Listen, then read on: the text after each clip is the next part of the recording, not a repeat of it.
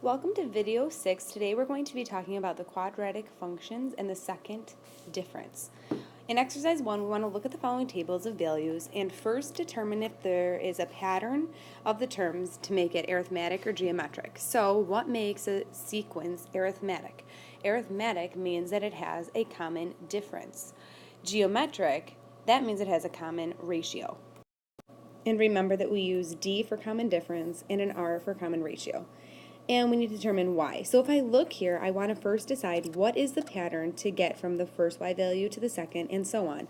Well, if I start with a common difference, I think that I can get from 2 to 9 by adding 7. Then I want to see if that continues. Well, 9 to 16, if I add 7, that does work. And again for 16 to 23. So I think that that is the common difference there. So if I add 7 to 23, that will give me 30. So I think that this is an arithmetic sequence because there is a common difference of 7. So I just wrote that out, and remember that we can just write it as D equals 7, but I want you to know where that comes from. That means that there is a common difference of 7. So it's arithmetic because the common difference is 7.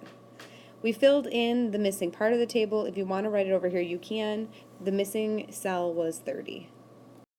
And last for C, determine what function the terms form when graphed. Well, I think that this is a linear function because that's what arithmetic sequences become. Arithmetic sequences have a common difference. Linear functions have a common difference, which is the slope. Now, I think that we can actually go one step further and go ahead and determine the exact equation for this table because we've learned a way to put this information in our calculator and get the equation. We can do that by plugging our x values in L1, our y values in L2. And when we do that, we go to the calculator. So we go to Stat, Edit, up, Clear Down if there's any data in there, plug our x's in L1, our y's in L2, then go back to Stat, over to Calculate, and since this is a linear function, we're going to do a linreg. Now, although they didn't ask us for this, we're just adding it at the bottom, so I don't have to actually copy everything from the screen. If they did ask me to write the equation, I would need to write out y equals ax plus b, a equals b equals, and then sub them into the equation.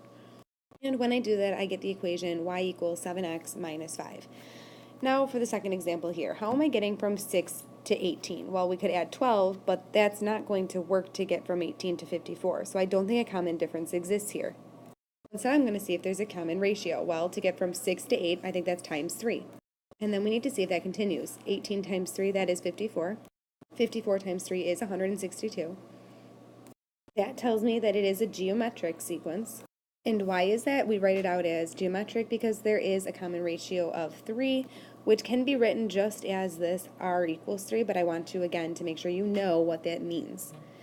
B, if I take 162 and multiply that by 3, I get 486, and then because it has a common ratio, that is an exponential function. And again, we can do the same thing. Put our x values in L1, put our y values in L2, and then go ahead and calculate the exponential regression by going to Stat, Calc, Choice 0 is exponential regression, xbreg. When I do that, I get y equals ab to the x power, which is 2 times 3 to the x power. So this equation represents this table of data. Now, exercise 2, we're going to look at another table of values for this equation. So we have y equals x squared minus 8x plus 11. We don't have to find the axis of symmetry because they gave us the x values that we care about. So if I go to y equals, plug this in, go to an x value of 1, I will get my y's that I care to write down in my table. So I get the values 4, negative 1, negative 4, negative 5, negative 4, negative 1, and 4.